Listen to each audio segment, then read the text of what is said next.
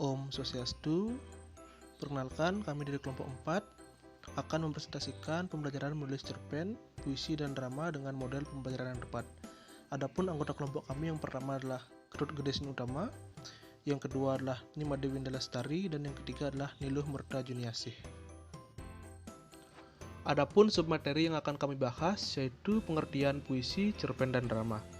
Nah, yang pertama adalah pengertian puisi. Menurut para ahli, puisi didefinisikan sebagai berikut. Nah, di sini kami sudah merangkum 3 pendapat ahli tentang puisi. Yang pertama adalah dari Suroto, yaitu Suroto berpendapat jika puisi adalah suatu karya sastra yang berbentuk pendek, singkat, dan padat, yang dituangkan dari isi hati, pikiran, dan perasaan penyair, dengan segala kemampuan bahasa yang pekat, kreatif, serta imajinatif. Yang kedua adalah menurut Waluyo. Waluyo berpendapat jika puisi merupakan karya sastra yang dipadatkan, dipersingkat, dan diberi rima dengan bunyi yang padu dan pemilihan kata-kata yang kias. Sedangkan menurut Dunton berpendapat jika puisi itu merupakan hasil pemikiran manusia secara konkret dan artistik dalam bahasa emosional serta berirama. Nah, pengertian yang kedua adalah pengertian cerpen. Di sini kami juga merangkum beberapa pendapat ahli. Yang pertama adalah Sumarjo dan Saini. Sumarjo dan Saini berpendapat jika cerpen adalah sebuah cerita fiktif yang tidak benar-benar terjadi, namun dapat terjadi dimanapun dan kapanpun. Dan yang kedua adalah pendapat Bakar Hamid, yang berpendapat jika cerpen seharusnya dapat dilihat dari kuantitas kata yang digunakan, yaitu sekitar 500 hingga 10.000 kata, yang mana dalam 500 hingga 10.000 kata tersebut terdapat plot, terdapat satu karakter, dan adanya kesan. Nah, yang terakhir adalah pengertian drama. Secara etimologis, kata drama diadaptasi dari bahasa Yunani yaitu draumai, yang berarti tindakan atau berbuat. Nah, adapun definisi drama menurut beberapa para ahli. Yang pertama adalah menurut Baltasar Valagen, yang mendefinisikan drama adalah satu karya seni yang menggambarkan alam dan sifat manusia dalam bentuk gerakan. Yang kedua adalah menurut Ferdinand Brutin, yang mendefinisikan drama sebagai satu karya sastra yang disampaikan dengan aksi atau gerakan dan melahirkan keinginan bagi yang melihatnya. Ciri-ciri puisi, cerpen, dan drama. Yang pertama yaitu ciri-ciri puisi. Adapun ciri-ciri puisi yaitu pertama, penulisan puisi berbentuk bait yang terdiri atas baris-baris. Kedua, menggunakan diksi yang memiliki sifat kias, padat, dan indah. Ketiga, didominasi oleh majas-majas.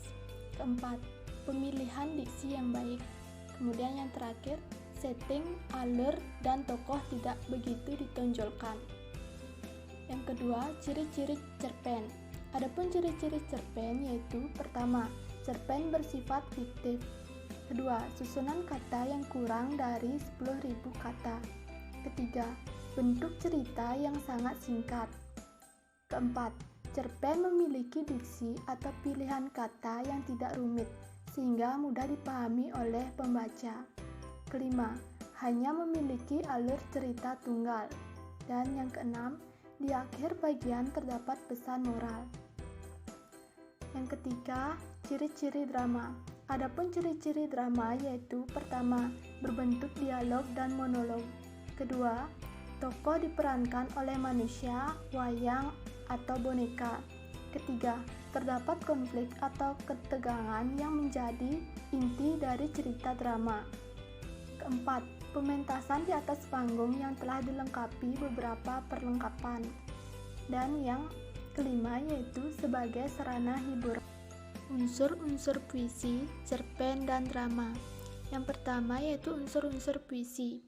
Di dalam puisi terdapat dua macam unsur-unsur puisi, yaitu unsur intrinsik dan ekstrinsik. Unsur intrinsik puisi dibagi dalam dua jenis, yaitu unsur fisik dan unsur batin. Adapun unsur fisik puisi yaitu pertama, diksi. Diksi adalah pemilihan kata-kata yang digunakan oleh penyair dalam puisinya. Kedua, imaji. Imaji adalah unsur yang melibatkan penggunaan indera manusia, seperti imaji suara atau auditif, imaji penglihatan atau visual, dan imaji raba atau sentuh, atau disebut dengan imaji taktil. Kemudian yang ketiga ada kata konkret. Kata konkret merupakan kata yang memungkinkan dapat diraba, dirasakan, dan didengar. Kemudian yang keempat ada gaya bahasa atau majas. Majas adalah penggunaan bahasa yang bersifat seolah menghidupkan dan menimbulkan makna konotasi dengan menggunakan bahasa figuratif. Kelima, ada rima. Rima atau irama merupakan persamaan bunyi pada puisi yang terdapat di awal, tengah, dan pada akhir baris puisi. Kemudian yang terakhir, tipografi. Tipografi atau perwajahan adalah bentuk puisi yang dipenuhi dengan kata, tepi kiri kanan, dan tidak memiliki pengaturan baris. Kemudian, adapun unsur batin puisi yaitu yang pertama, tema. Tema adalah unsur utama pada puisi karena tema berkaitan erat dengan makna yang dihasilkan dari suatu puisi. Kemudian yang kedua, rasa. Rasa pada puisi adalah sikap penyair terhadap pokok permasalahan yang terdapat dalam puisinya. Yang ketiga, nada. Nada pada puisi adalah sikap penyair terhadap pembacanya. Kemudian yang keempat, amanat. Amanat merupakan sebuah pesan yang ada di dalam sebuah puisi. Amanat dapat ditemukan dengan memaknai puisi tersebut. Kemudian adapun unsur ekstrinsik pada puisi yaitu pertama, unsur biografi. Unsur biografi yaitu latar belakang atau riwayat hidup dari penyair puisi. Kedua, unsur nilai. Unsur nilai pada puisi bisa berupa nilai-nilai di bidang ekonomi, politik, budaya, sosial, pendidikan, dan lain-lain. Kemudian yang ketiga, ada unsur masyarakat. Unsur masyarakat bisa berupa keadaan lingkungan sekitar hingga situasi politik suatu negara yang bersangkutan. Kedua, unsur-unsur cerpen. Di dalam cerpen terdapat dua macam unsur-unsur cerpen, yaitu unsur intrinsik dan ekstrinsik. Adapun unsur intrinsik cerpen yaitu pertama, tema. Tema merupakan ide dasar cerita yang melatar belakangi keseluruhan isi cerpen. Kedua, tokoh dan penokohan. Tokoh merupakan orang yang berperan dalam cerita, sedangkan penokohan adalah teknik atau cara pengarang dalam menggambarkan dan mengembangkan karakter tokoh dalam cerita. Yang ketiga ada alur. Alur adalah pola pengembangan atau rangkaian peristiwa yang terjadi dalam cerita. Yang keempat ada latar. Latar atau setting dalam cerpen meliputi tempat, waktu, dan peristiwa. Kelima, gaya bahasa.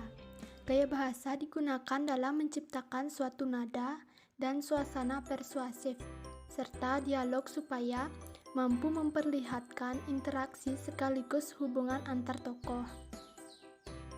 Keenam, sudut pandang. Sudut pandang adalah ciri khas atau strategi yang digunakan oleh pengarang dalam menyampaikan cerita. Sudut pandang terdiri dari orang pertama, kedua, dan ketiga. Kemudian yang terakhir ketujuh, amanat. Amanat adalah pesan yang ingin disampaikan pengarang kepada pembacanya. Adapun unsur ekstrinsik pada cerpen yaitu pertama, latar belakang masyarakat. Latar belakang masyarakat merupakan pandangan ideologi suatu masyarakat pada negara, seperti kondisi politik, kondisi ekonomi, dan kondisi sosial. Kedua, latar belakang penulis. Latar belakang penulis merupakan riwayat hidup penulis atau pengarang cerita tersebut, misalnya psikologis dan aliran sastranya. Yang terakhir yaitu nilai-nilai. Nilai tersebut meliputi nilai moral, nilai agama, nilai sosial, dan nilai budaya. Ketiga, unsur-unsur drama. Di dalam drama terdapat dua macam unsur-unsur drama, yaitu unsur intrinsik dan ekstrinsik. Adapun unsur intrinsik pada drama yaitu pertama, tema. Tema merupakan ide pokok atau gagasan utama dalam sebuah cerita drama. Kedua, ada alur. Alur adalah jalan cerita dari sebuah pertunjukan drama sejak narasi awal hingga akhir drama. Ketiga, tokoh. Tokoh atau pelaku drama terdiri dari tokoh utama dan tokoh pembantu. Tokoh utama atau peran utama disebut primadona, sedangkan peran pembantu disebut figuran. Keempat, watak. Dalam drama ada beberapa watak yang biasanya selalu muncul, yaitu protagonis dan antagonis. Kemudian yang kelima, latar. Latar atau setting adalah gambaran tempat, waktu, dan situasi peristiwa dalam cerita drama. Kemudian yang terakhir, keenam, ada amanat. Amanat adalah pesan yang ingin disampaikan pengarang kepada penonton. Kemudian, adapun unsur ekstrinsik pada drama yaitu pertama, latar belakang pengarang, kedua, nilai agama dan kepercayaan, dan yang ketiga, nilai sosial budaya. Selanjutnya, hambatan dalam menulis puisi, cerpen, dan drama. Yang pertama, hambatan dalam pembelajaran menulis puisi. Keterampilan menulis yang harus dikuasai siswa adalah menulis karya sastra, yaitu puisi. Keterampilan menulis puisi wajib dimiliki oleh siswa sebagai suatu keterampilan yang aktif dan produktif untuk mengungkapkan ide, pikiran, gagasan, pengetahuan, ilmu, dan pengalaman. Nah, dalam hal ini, kenyataannya banyak siswa cenderung mengalami kendala dalam menulis puisi.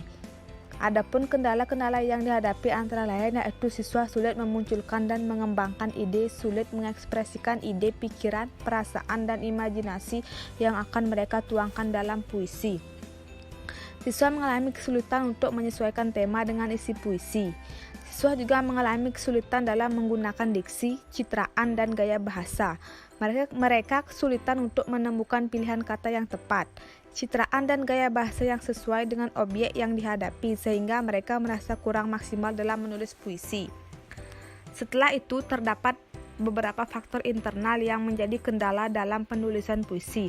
Faktor tersebut yaitu siswa kurang termotivasi dan tidak berminat dalam menulis puisi. Dalam hal ini, untuk mengatasi hal tersebut, media pembelajaran menjadi penting dan dibutuhkan oleh guru. Guru dituntut kreatif dalam menghadirkan media alternatif baru untuk menstimulus siswa agar mudah menduangkan imajinasinya yang pada akhirnya mampu menulis puisi secara estetis. Yang kedua, hambatan dalam pembelajaran menulis cerpen. Sama halnya dengan menulis puisi, pembelajaran penulisan cerpen juga memiliki beberapa hambatan yang menyulitkan mereka dalam penulisan cerpen. Hambatan yang didapatkan siswa antara lain yaitu kesulitan dalam menentukan topik atau tema yang akan diusung dalam cerpen.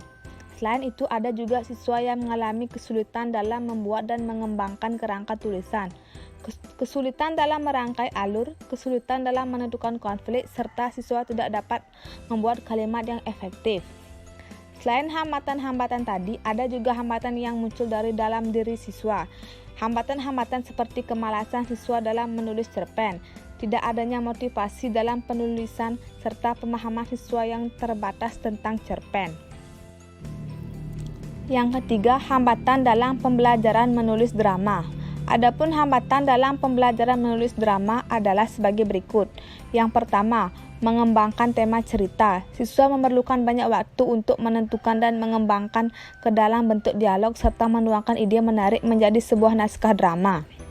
Yang kedua, kesulitan menciptakan konflik dalam cerita. Siswa kesulitan menciptakan klimaks yang menarik. Cerita yang dibuat masih sangat sederhana, hanya terdiri dari percakapan-percakapan sederhana. Yang ketiga, kesulitan mendeskripsikan watak tokoh dalam cerita. Siswa kesulitan dalam mendeskripsikan watak tokoh dalam cerita, mendeskripsikan dimensi tokoh, dimensi latar, dan menggambarkannya ke dalam dialog. Yang keempat, kesulitan menggunakan tata bahasa yang benar.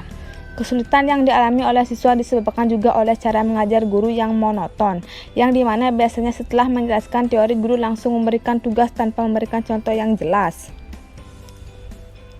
Dari penjelasan tentang hambatan-hambatan yang dialami siswa dalam pembelajaran menulis puisi, cerpen, dan drama, dapat disimpulkan jika hambatan-hambatan yang dialami semuanya hampir mirip, yaitu seperti kesulitan menentukan dan mengembangkan tema, kesulitan menentukan topik, kesulitan mengembangkan kerangka, dan juga siswa kurang memiliki motivasi dalam mengerjakan karya tulis tersebut.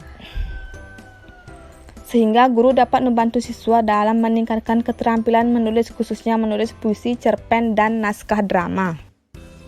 Nah, selanjutnya model pembelajaran yang tepat untuk penulisan puisi, cerpen, dan drama. Yang pertama, model pembelajaran menulis puisi. Menulis puisi merupakan salah satu kompetensi dasar yang menjadi bagian dalam standar kompetensi kemampuan menulis kelas tinggi SD. Siswa diharapkan mampu mengungkapkan pikiran, gagasan, dan perasaan dalam bentuk karya sastra, yaitu dalam menulis puisi bebas. Namun, dalam pembelajaran menulis puisi, banyak siswa merasa jika pembelajaran ini dirasa sulit. Oleh karena itu, tenaga pendidik dapat menyiapkan model pembelajaran yang cocok dengan pembelajaran model puisi. Model pembelajaran merupakan salah satu hal yang harus diperhatikan oleh guru agar proses dan hasil belajar siswa dalam menulis puisi dapat ditingkatkan. Salah satu model pembelajaran yang dapat digunakan adalah model pembelajaran picture and picture. Model pembelajaran picture and picture yang mengajak siswa untuk belajar dengan menggunakan media gambar seperti kupu-kupu, rumah, alam, pohon, dan yang lain-lain. Teknik pengamatan dilaksanakan di dalam kelas. Pada dasarnya, siswa senang dengan sebuah media yang menarik dilihat oleh siswa. Oleh karena itu, siswa akan lebih peka atau lebih termotivasi untuk mengekspresikan sesuatu yang dilihatnya. Model picture and picture juga sangat bermanfaat dalam pembelajaran puisi. Hakikat menulis puisi merupakan hasil rekaman dan peristiwa dengan gambaran objek yang menarik dituangkan melalui pikirannya ke dalam bahasa tulis. Adapun langkah-langkah yang harus ditempuh dalam menulis suatu puisi yaitu langkah persiapan, langkah pelaksanaan, dan langkah tindak lanjut.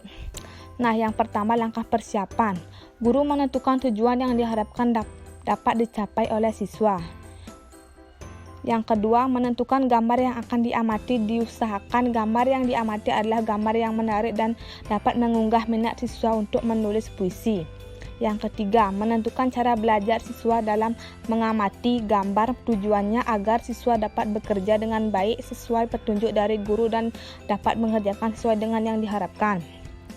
Langkah pelaksanaan. Yang pertama, siswa mengamati gambar yang telah dipilih, kemudian mengungkapkan apa yang dilihat dan diamati dalam puisi yang ditulisnya. Yang kedua, siswa mulai menulis dengan guru sebagai fasilitator. Langkah tindak lanjut. Yang pertama, guru melihat hasil puisi yang telah ditulis oleh siswa. Yang kedua, guru menyuruh salah satu siswa untuk membacakan salah satu hasil puisi karya siswa. Yang ketiga, siswa lain mengoreksi pekerjaan temannya yang sedang membaca puisi dengan harapan agar siswa mampu menemukan kesalahan dan memperbaikinya. Selanjutnya, model pembelajaran menulis cerpen. Model pembelajaran yang cocok diterapkan dalam pembelajaran penulisan cerpen adalah model pembelajaran integritas. Model pembelajaran kooperatif Integrated Reading and Comprehension atau CIRC adalah salah satu model pembelajaran kooperatif terpadu membaca dan menulis di mana peserta didik dibagi menjadi beberapa kelompok untuk meningkatkan kemampuan pemahaman dalam membaca, menulis, memahami kosakata dan seni berbahasa. Kegiatan CIRC adalah pemahaman membaca kosakata, pembacaan pesan, dan ejaan dengan waktu yang efisien. Tujuannya adalah untuk menggunakan tim-tim kooperatif untuk membantu para siswa mempelajari kemampuan memahami bacaan yang dapat diaplikasikan secara luas. Model pembelajaran ini cocok untuk diterapkan dalam pembelajaran menulis cerpen karena akan siswa belajar berkelompok secara heterogen yang mana dalam pembelajaran tersebut siswa dapat belajar menulis cerpen secara bersama dan saling mengoreksi. Hal ini akan membuat siswa berkembang terutama dalam aspek memahami kosakata, ejaan, penggunaan tanda baca sehingga siswa akan menjadi semakin terampil dalam menulis cerpen. Selanjutnya, model pembelajaran menulis drama. Model pembelajaran yang dapat dijadikan salah satu alternatif dalam pembelajaran menulis drama adalah model PBSB atau pembelajaran berdasarkan sumber belajar atau Research Based Learning. Model pembelajaran berdasarkan sumber belajar adalah titik tengah atau perpaduan dari model pembelajaran berbasis guru dan berbasis siswa. Model ini adalah model pembelajaran yang dirancang agar siswa terlihat secara aktif dan berbagai sumber pembelajaran. Siswa dapat belajar menurut langkah-langkah tertentu seperti dalam pembelajaran berprogram atau menurut pemikirannya sendiri untuk memecahkan suatu masalah tertentu. Di dalam model PBSB, guru menyediakan berbagai sumber belajar untuk siswa dan siswa memilih sumber belajar yang paling cocok untuk dirinya.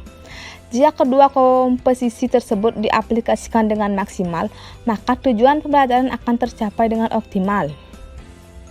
Di dalam model pembelajaran ini, siswa dapat memilih sumber pembelajaran apa yang paling cocok untuk dirinya, yang dapat membantu meningkatkan kompetensi dirinya. Nah, berikut yang akan dipaparkan contoh pembelajaran pelaksanaan proses pembelajaran menulis drama dengan menggunakan model PBSB. Pembelajaran pertemuan pertama. Guru membagi siswa menjadi beberapa kelompok.